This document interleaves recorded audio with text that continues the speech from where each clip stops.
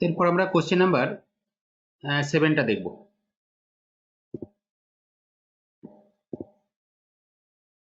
যে 1 avogram is equal to ব্র্যাকেটে Na equal Avogadro number বলা আছে।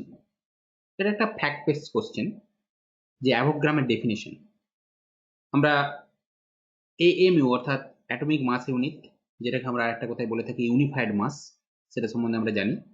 তো আজকে এটুকু জেনে রাখো আর একটা, যে 1 অ্যাভোগ্রাম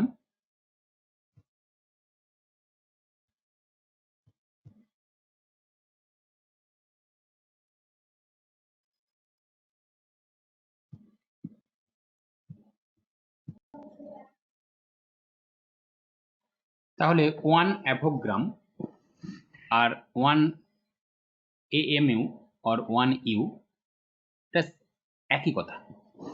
অর্থাৎ 1 AMU সমান আমরা জানি 1 AMU মানে হচ্ছে আসে 1/Na, তাই এটাকে আমরা বলবো অ্যাভোগ্রাম।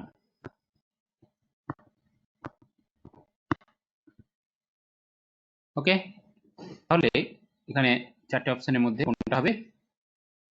না, অপশন নাম্বার 2। ক্লিয়ার? এরপরের কোশ্চেনটা, zinc and hydrochloric acid reacts according to the equation দেওয়া আছে Zn plus 2HCl ZnCl2 plus H2. If 0.3 mole Zn are added to hydrochloric acid containing 0.5 mole HCl, then how many maximum moles of H2 are produced? তাহলে maximum moles of H2 টা এটা চেয়েছে। তো এখানে reactant দুটোর amount দেওয়া আছে। যখনই দুটো রিঅ্যাক্ট্যান্টের অ্যামাউন্ট দেওয়া থাকে, তার থেকে আমাদেরকে সবসময় কি লিমিটিং রিএজেন্টটাকে আইডেন্টিফাই করতে হয়, কারণ লিমিটিং রিএজেন্ট আইডেন্টিফাই করতে পারলে তবে আমরা অ্যাকচুয়াল প্রোডাক্টের অ্যামাউন্টটা ক্যালকুলেশন করতে পারবো। তো অ্যাকর্ডিং টু রিঅ্যাকশন আমরা দেখতে পাচ্ছি Zn এর 1 মোল HCl এর 2 মোলের সাথে রিঅ্যাকশন করছে, HCl এর 2 মোল। তার মানে এখানে HCl টা কনজিউম হবে বেশি Zn এর তুলনায়, এবং বলা যায় ডাবল, Zn এর ডাবল HCl কনজিউম হবে রিঅ্যাকশনে। তাহলে এবার Zn এর অ্যামাউন্টটা এখানে 0.3 মোল দেওয়া আছে, 0.3 মোল, আর HCl এর দেওয়া আছে 0.5। তার মানে 0.5 মোল এটা HCl এর জন্য আমার এর হাফ লাগা উচিত, বা আমরা যদি Zn-টাকে ধরি, Zn এর 0.3 মোলের জন্য কিন্তু HCl 1 মোল লাগবে, 1 মোল লাগবে। এর 3 মোলের জন্য এর 1 মোল লাগবে, কিন্তু 1 মোল তো নেই, আছে 0.5 মোল। তার মানে এটাই কম আছে। তাহলে HCl-টা হয়ে গেল এখানে limiting reagent, LR, limiting reagent. এবার লিমিটিং রিএজেন্টের অ্যামাউন্টের উপরেই প্রোডাক্টের অ্যামাউন্ট ডিপেন্ড করে।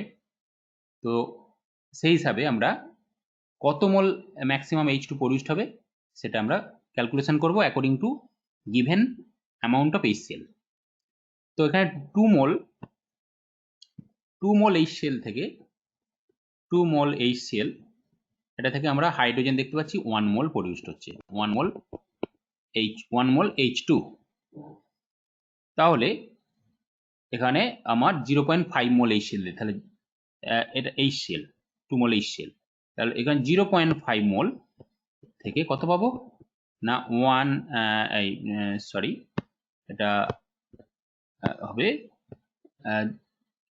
0.5 divided by 2, that means 0.25 mole H2। Clear? তাহলে এখানে অপশন কোনটা হবে না option number 4। Option 4 is the right answer. Clear? আচ্ছা, এরপরে আমরা পরবর্তী কোশ্চেনে চলে যাচ্ছি।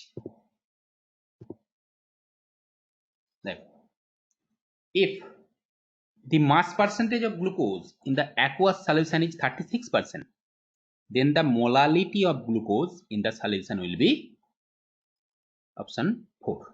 1 2 3 4 চারটে অপশন আছে, দেওয়ার পর তো পার্সেন্টেজ দেওয়া আছে মোলালিটি ক্যালকুলেশন করব উইদাউট এনি ডেন্সিটি, ডেন্সিটি দেওয়া নেই।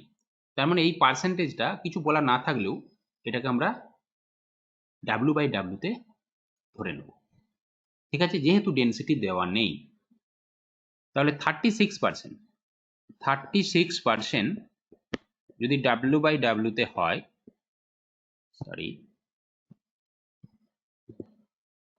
W/W তে হয়, এটা মানে হচ্ছে এটা থেকে আমরা কি বুঝি না 100 গ্রাম সলিউশন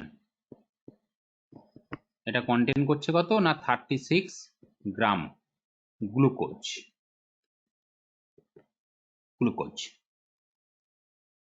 তো মোলালিটি ক্যালকুলেশন করতে হলে আমাদের সবসময় সলভেন্টের অ্যামাউন্টটা বের করতে হয়।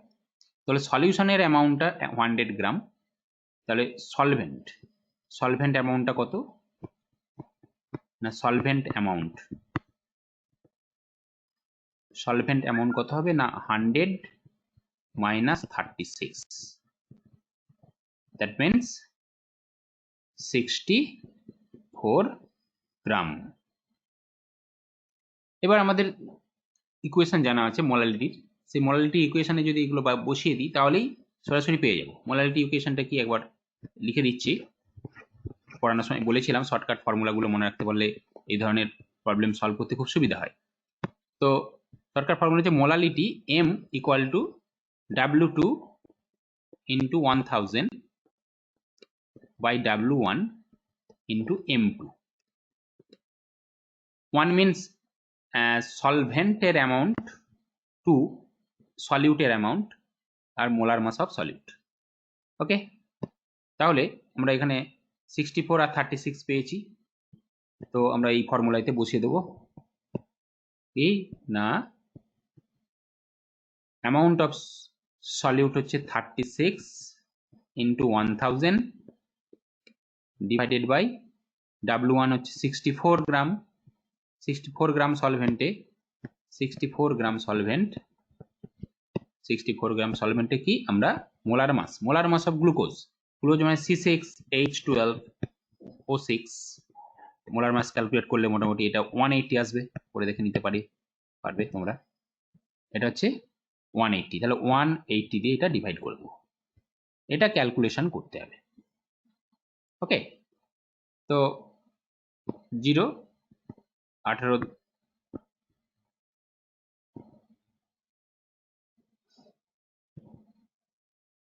এটা 3 to 32 equal to 100 divided by 32।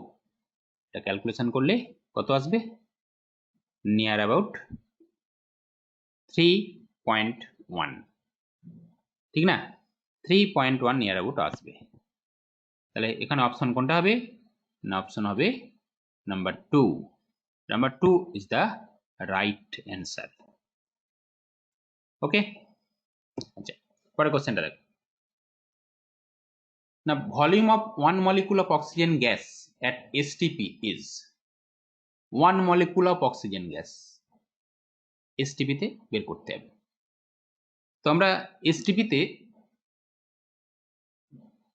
22,400 ml যে কোনো একটা গ্যাসের মধ্যে আমরা জানি 1 মোল থাকে। 1 মোল মানে কতগুলো মলিকুল, অ্যাভোগাড্রো নাম্বার। তার মানে আমরা বলতে পারি যে অ্যাভোগাড্রো নাম্বার মলিকুলের STP তে ভলিউম হচ্ছে 22,400 ml।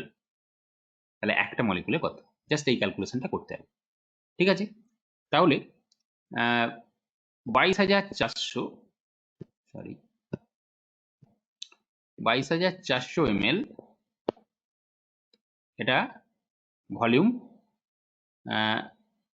আচ্ছা, এটা যেহেতু একটি মলিকুলের ভলিউম দরকার, তাহলে আমরা উল্টো দিক থেকে লিখবো যে 6.022 ইন্টু 10 to the power 23 এত নাম্বার মলিকুলের ভলিউম হচ্ছে 22,400 ml।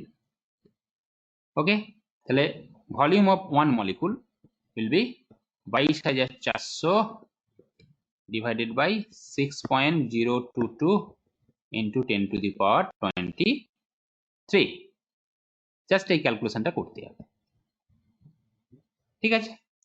তাহলে এটা মোটামুটি আমরা দুটো কেটে দিয়ে এটা 21 করে দিতে পারি 21 তাহলে 6 দিয়ে মোটামুটি 2 কে 6 দিয়ে ডিভাইড করলে ইউনিট কত আসবে বোঝা যাবে। কোনো 3 6 18 পয়েন্ট 22 42 3.7 ডিজিটটা আসছে 3.7 এর নাম্বার 1 অপশনের সাথে মিলছে এবং পাওয়ারটা মোটামুটি 21 আছে। এটা উপরে আনলে এটা 3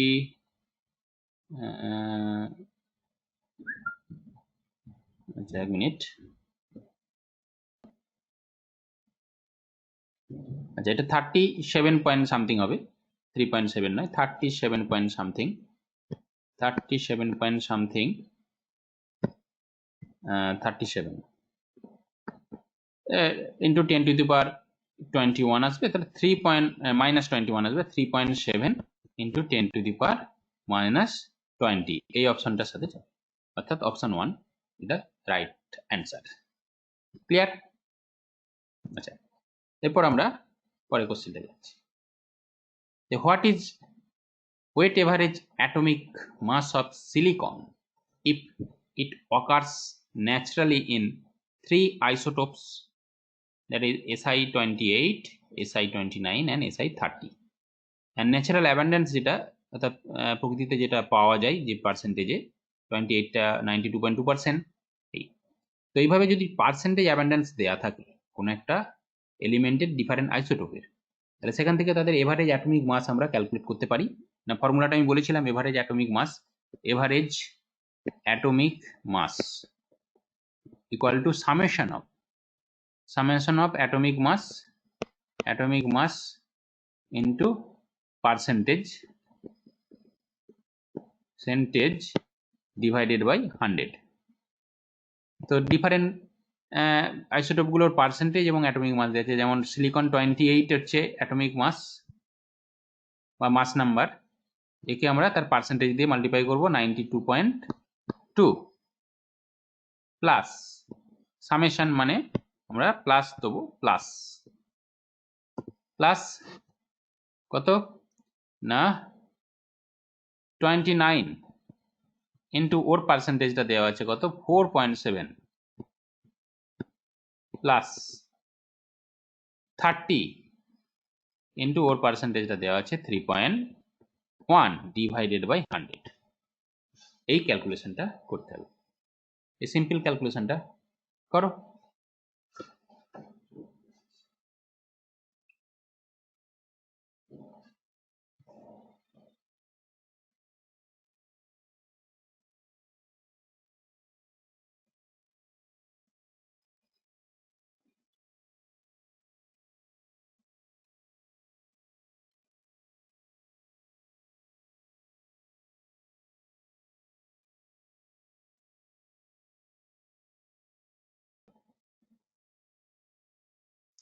তো এটা ক্যালকুলেশন করলে 28.1 এরকম আসছে, ঠিক আছে 28.1 এম।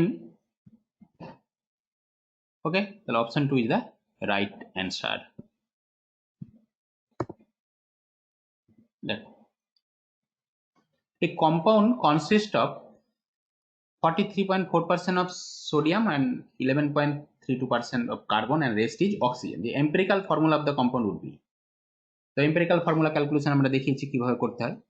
যে এলিমেন্ট গুলো থাকে তাদের পার্সেন্টেজ গুলো যদি দেওয়া থাকে percentage divided by atomic mass করে যদি অ্যাটম গুলোর আমরা রেশিও বের করি তাহলে সেই রেশিওটাকে আমরা একটা সিম্পলিস্ট হোল নাম্বারে নিয়ে যাব, দিয়ে সেই অনুপাতে তার এম্পিরিক্যাল ফর্মুলাটা ক্যালকুলেট করতে হয়। তাহলে এখানে পার্সেন্টেজ গুলি দেওয়া আছে, দিয়ে আমি অ্যাটম রেশিওটা বের করবো। Sodium is to carbon is to oxygen. Sodium কি আসবে না, সোডিয়ামের পার্সেন্টেজ দেওয়া আছে 43.4 43.4 divided by atomic mass 23:2 কার্বনের 11.32% দেওয়া আছে divided by 12:2 oxygen rest of oxygen means 100 থেকে দুটো বাদ দেবো, তাহলে 100 minus 43.4 plus 11.32 এটা করলে পার্সেন্টেজ অফ অক্সিজেন বেরিয়ে যাবে। এটা 45.28 এটা আসছে, তাহলে 45.28 ডিভাইডেড বাই অক্সিজেনের 16, এটাকে একটা নিয়ারেস্ট হোল নাম্বার রেশিওতে নিয়ে যেতে হবে, নিয়ারেস্ট হোল নাম্বার রেশিওতে নিয়ে যেতে হবে, তার জন্য ডিভাইড করতে হবে, এটা ইকুয়াল টু করো এটা।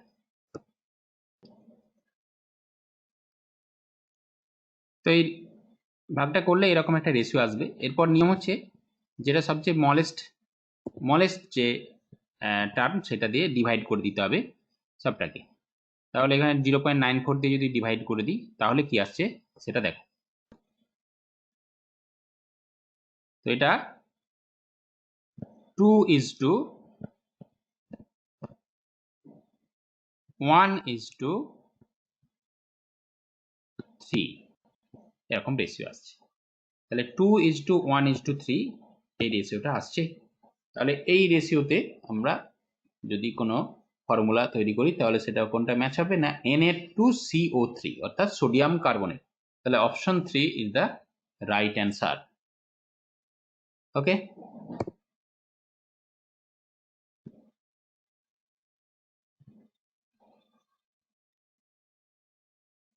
আচ্ছা এরপরে কোশ্চেনটা, how much water should be added to 300 ml of decinormal HCl solution to make it 0.01 normal. আমরা নর্মালিটি পড়ানোর সময় আমরা বলেছিলাম যে কয়েকটা ডেফিনেশন, সলিউশনের ডেফিনেশন মনে রাখা, যে ডেসি নর্মাল সলিউশন এটা অ্যাকচুয়ালি বলতে কি বোঝায়। Deci normal solution, deci normal মানে n/10 n/10 और এটা হচ্ছে 0.1 নর্মাল, এইটাকে আমরা ডেসি নর্মাল সলিউশন বলি। তাহলে 300 ডেসিমল সলিউশনের সাথে কত ওয়াটার অ্যাড করলে বলছে সেটা 0.01 এনে কনভার্ট হয়। তো আমরা একটা ফর্মুলা শিখেছি যে ডাইলিউশনের ক্ষেত্রে V1N1 ইকুয়াল টু V2N2। তাহলে ইনিশিয়াল ভলিউম 300 ml ইন্টু তার নর্মালিটি বলে দিচ্ছে ডেসি নর্মাল মানে 0.1 ইকুয়াল টু V2 বের করতে হবে ইন্টু তার নর্মালিটি 0.01।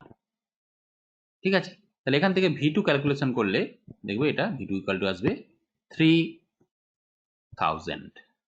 তাহলে টোটাল ভলিউমটা 3000 হতে হবে, কিন্তু কোশ্চেন বলছে how much water should be added. তাহলে সলিউশন আগে থেকেই 300 ভলিউম আছে, তাহলে এক্সট্রা যে ওয়াটার সেটা কত হবে না 300, এই 3000 থেকে যদি 300 আমরা মাইনাস করে দিই তাহলে এটা ইকুয়াল টু আসবে 2700 ml। তাহলে এটা হবে ফাইনাল অ্যান্সার, অর্থাৎ আমাকে ওই সলিউশনে 2700 ml ওয়াটার অ্যাড করতে হবে যাতে করে ওর কনসেন্ট্রেশনটা 0.01 নর্মালিটিতে কনভার্ট হয়ে যায়। ওকে, তাহলে অপশন হবে 2, option 2 is the right answer. Clear? আচ্ছা এরপরে কোশ্চেনে আমরা চলে যাচ্ছি। The number of moles of PbNO3(2) that should be thermally decomposed completely to oxidize 2 moles of Na to its oxide edge. আমরা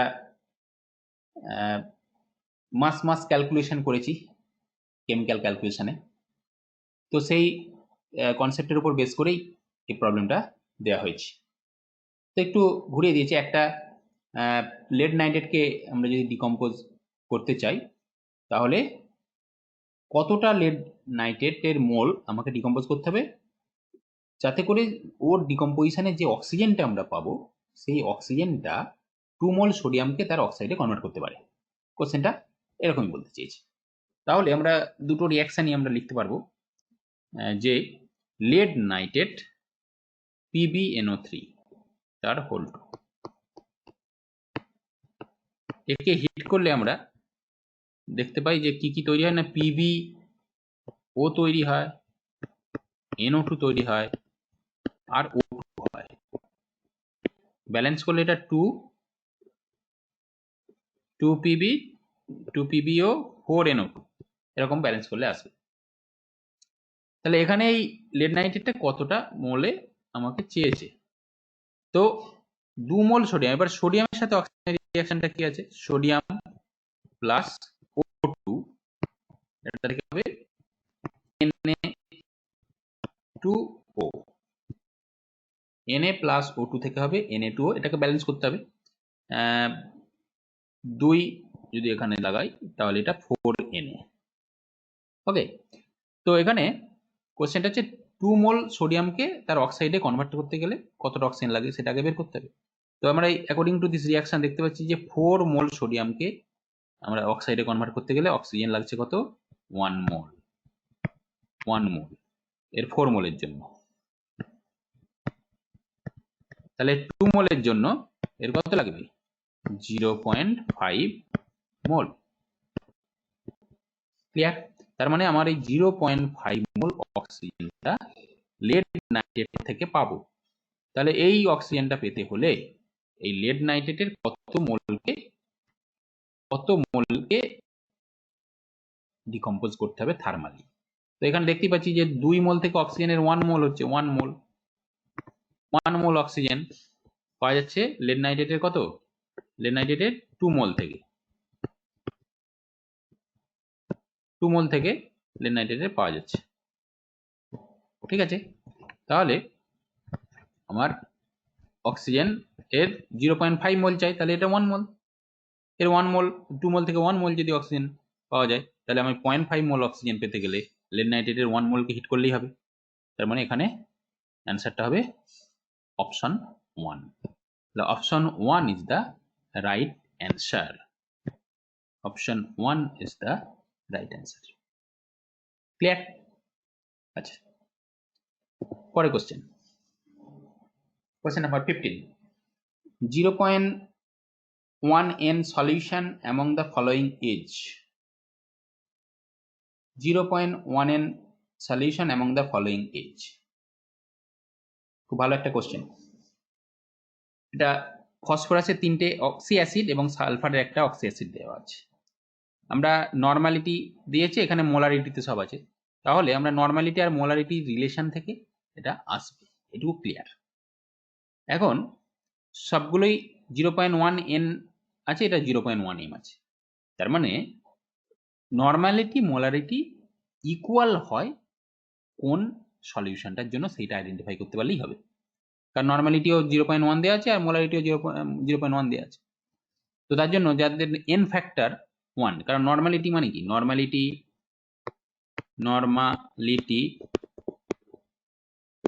equal to n factor n into molarity.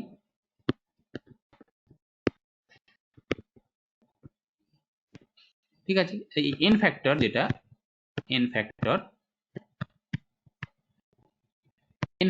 যে সমস্ত সাবস্টেন্সের ক্ষেত্রে 1 হবে তাদের ক্ষেত্রে একমাত্র নর্মালিটির সাথে মোলারিটি ইকুয়াল হবে।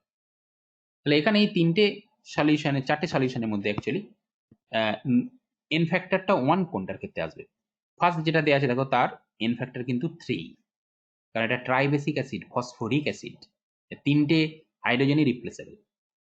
সেকেন্ড ওয়ান হচ্ছে এর n ফ্যাক্টর 2, কারণ এটা হচ্ছে ডাইবেসিক অ্যাসিড, কারণ এর 3টে হাইড্রোজেন আছে কিন্তু 3টে হাইড্রোজেনের মধ্যে 2টি হাইড্রোজেন রিপ্লেস হতে পারে, এগুলো আমি আলোচনা করেছিলাম। নাম্বার 3 যেটা, এখানে 3টে হাইড্রোজেনের মধ্যে একটি মাত্র হাইড্রোজেন রিপ্লেসেবল, অর্থাৎ এটা একমাত্র মনোবেসিক অ্যাসিড। অ্যান্ড লাস্ট ওয়ান হচ্ছে সালফিউরিক অ্যাসিড, এর তো আমরা জানি ডাইবেসিক অ্যাসিড, দুটো হাইড্রোজেন রিপ্লেসেবল হয়। তার মানে অপশন 3 তে এর এন ফ্যাক্টর কিন্তু 1 হবে। তার মানে এর ক্ষেত্রে এই নর্মালিটি এবং মোলারিটিটা ইকুয়াল হওয়ার একটা চান্স আছে। তাহলে এক্ষেত্রে option 1 will be the right answer. Okay, 16. Question number 16. The equivalent mass of K2SO4, Al2SO4 and 12H2O is, please. তো এই ধরনের সল্ট আমরা এই ধরনের সল্টের সাথে পরিচিত। যদি এটা 12H2O না হয়ে 24H2O হতো তাহলে সেটাকে আমরা বলে থাকি অ্যালাম, পটাশ অ্যালাম। তো ওই ধরনেরই একটা সল্ট। এই ধরনের সল্টকে বলা হয় কি ডাবল সল্ট, কারণ এখানে দুটো সল্ট একসাথে কম্বাইন করেছে taking 12 molecule of crystal water. তো ডাবল সল্টের ক্ষেত্রে ইকুইভ্যালেন্ট মাস ক্যালকুলেশন করার ক্ষেত্রে কি নিয়ম? না এমনি যে কোনো সল্টের ক্ষেত্রে আমরা ইকুইভ্যালেন্ট মাস কিভাবে ক্যালকুলেট করতে হয় বলেছিলাম, মানে মোলার মাসকে কি করতে হয় না ওই সল্টে ক্যাটায়নের নাম্বার যেটা আছে ইনটু ক্যাটায়নের ভ্যালেন্সি, বা অ্যানায়ন যদি আমি ধরি K2SO4 এর ক্ষেত্রে বলছি, এটা যদি এটা K2SO4 হতো তাহলে মোলার মাস বাই ক্যাটায়নের নাম্বার হচ্ছে, দুটো ক্যাটায়ন আছে এবং ক্যাটায়নের ভ্যালেন্সি 1, অথবা সালফেট আয়নটা ধরলে এর নাম্বার একটাই সালফেট আয়ন আছে এবং তার ভ্যালেন্সি হচ্ছে 2, তাহলে 2 into 1 বা 1 into একই ব্যাপার হলো। এর সাথে অ্যালুমিনিয়াম সালফেটটাও আছে Al2SO4 হোল 3, সেটাও আছে। তাহলে ওর ক্ষেত্রে আমরা আলাদা করে যদি ক্যালকুলেট করি, ওর ক্ষেত্রে হবে কি m বাই কত না অ্যালুমিনিয়াম আছে 3টে ইন্টু তার ভ্যালেন্সি, সরি অ্যালুমিনিয়াম আছে 2টো, অ্যালুমিনিয়াম 2টি আছে, তার ভ্যালেন্স হচ্ছে 3। এই দুটোকে আমি ইকুয়াল যদি করি তার মানে মোলার মাস ডিভাইডেড বাই দু রকম ক্যাটায়ন আছে, তাহলে total number of cation into total number of charge, এটা দিয়ে মাল্টিপ্লাই করতে হবে। তার মানে এটা হবে 6×8, ঠিক আছে, m/8।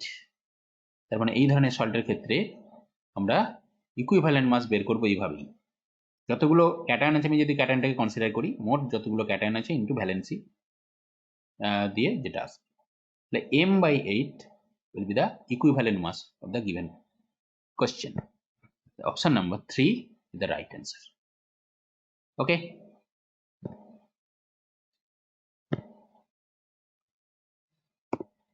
Question number 17.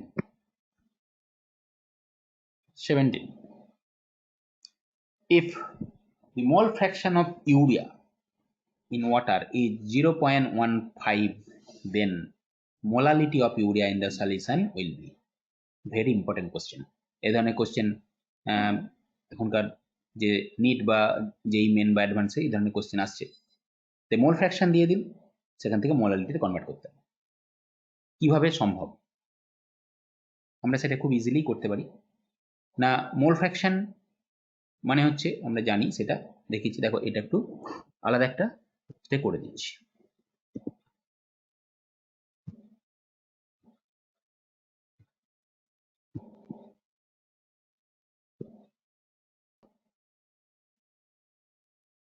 ঠিক আছে, একটা ফর্মুলা তৈরি করে নিতে হবে আগে, যে মোল ফ্র্যাকশনকে মোলালিটি ইকুয়েশনে কনভার্ট করবো কিভাবে। ইজিলি সেটা করা যায়, একটু দেখিয়ে দিচ্ছি, দেখে নাও। মোল ফ্র্যাকশন অফ সলিউট দেওয়া আছে তো, হ্যাঁ, if the mole fraction of urea in water is, তার মানে ইউরিয়াটা এখানে সলিউট, তাহলে সলিউটের মোল ফ্র্যাকশন দেওয়া আছে, তাহলে সলিউটের মোল ফ্র্যাকশনের ফর্মুলাটা কি না N2 by N1 plus N2, এটা ইকুয়াল টু দেওয়া আছে 0.15।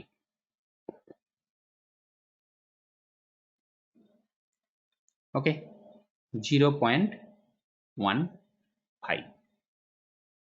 এবার আমরা এটাকে যদি উল্টে দিই তাহলে কি আসবে, উল্টে দিয়ে সেপারেট করব, 1 plus N1 by N2 equal to আসবে 1 বাই 0.15।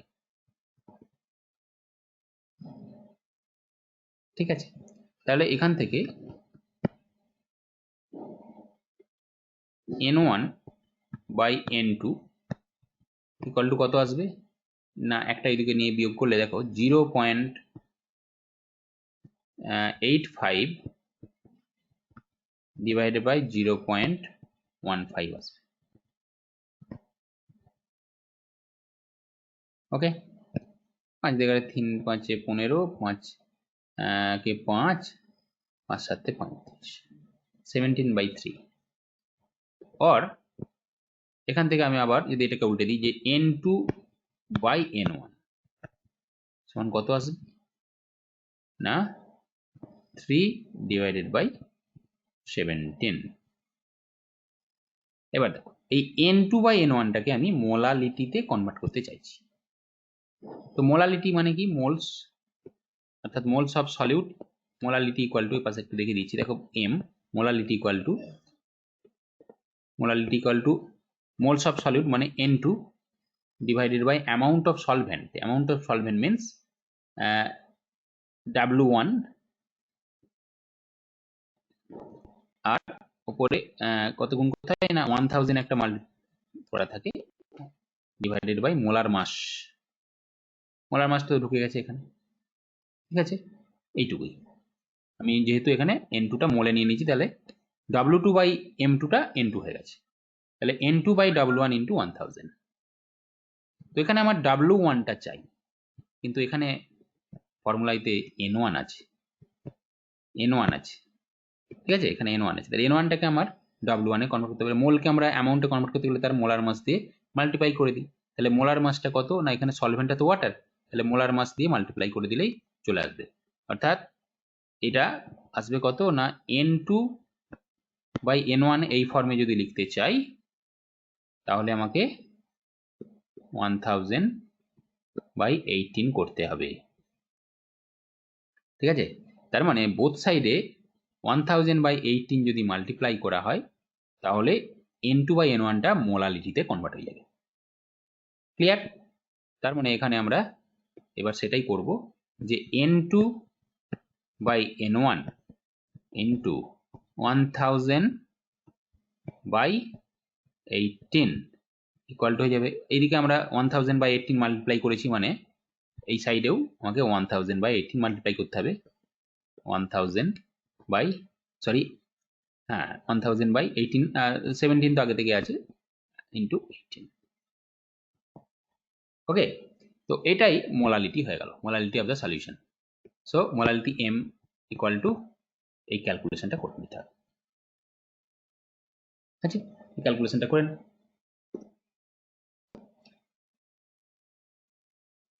তো এই ক্যালকুলেশনটা করলে মোটামুটি 9.8 আসবে। 9.8 মোলালিটিকে আমরা স্মল m দিয়ে লিখে থাকি ফার্স্ট ব্র্যাকেটে। তাহলে এটাই হয়ে যাবে ফাইনাল অ্যান্সার। তাহলে কোন অপশনে আছে সেটা একটু দেখে নেবো এবার। যে মোল ফ্র্যাকশন 0.15 হলে তার মোলালিটি কত হয়।